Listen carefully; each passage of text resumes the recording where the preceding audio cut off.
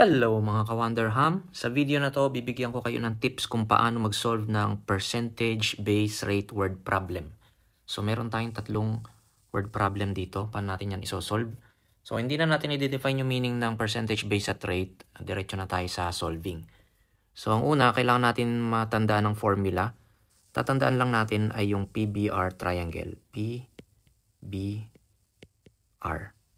So, P yung percentage, B yung base, R yung rate. So, kapag hinahanap mo yung P, yung B at yung R magkatabi lang. So, ibig sabihin, pag multiply mo lang sila, B times R. Pag hinahanap mo naman yung base, yung B, so yung P nasa ibabaw ng R. So, P over R yan. P over R or P divided by R. So, ganun din sa rate, sa R. Pag hinahanap mo yung R, P pa rin yung nasa taas. P over B or P divided by B. So, yan yung formula natin. Para madaling tandaan, isipin mo lang PBR triangle. So, ito yung ating unang problem. What is 40% of 80?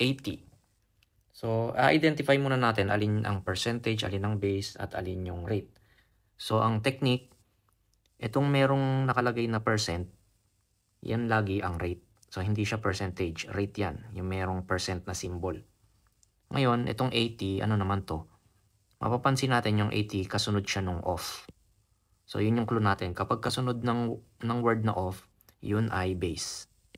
So, yun lagi. So, meaning, ang hinahanap natin, what is 40% of 80? Itong natitira, ito yung percentage. So, gagamitin natin ng formula. Percentage equals B times R. So, ang B natin, yung may kasunod na off 80, times ang rate natin ay 40%. So, gagawin muna nating decimal yung percent para mas madaling i-solve. 80 times, pag kinonvert mo ang 40% sa decimal, 0.40.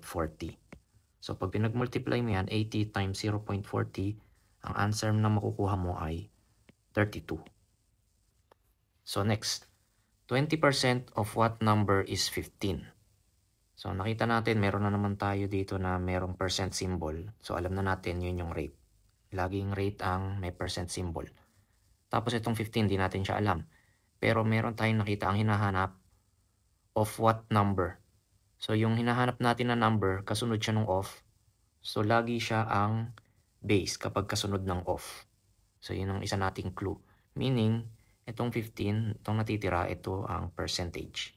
So, hinahanap natin yung base. Gamitin natin ang formula na B equals P over R. So, substitute na natin ang P ay 15 at ang R ay 20%. So, gawin muna nating decimal yung 20%. 20% ay 0.20 sa decimal. So, pag-divide natin, 15 divided by 0.20. Ang makukuha nating answer dyan ay 75. So, next. 9 is what percent of 60?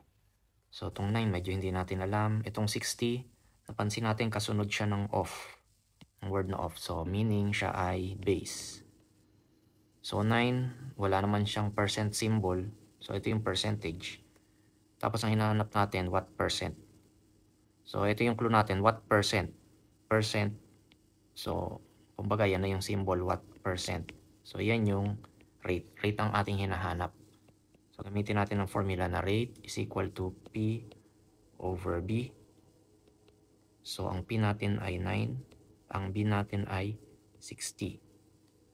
So, 9 over 60. 9 divided by 60. Huwag tayong malilito. 9 pa rin yung dividend kahit na mas maliit siya sa 60. So, paano tayo magdi-divide ng mas maliit yung dividend sa divisor? Lalagyan natin ng decimal point. So, decimal point din doon sa taas.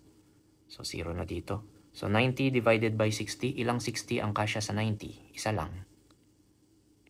So, 1 times 60 equals 60. Pag minusin natin, 90 minus 60 equals 30.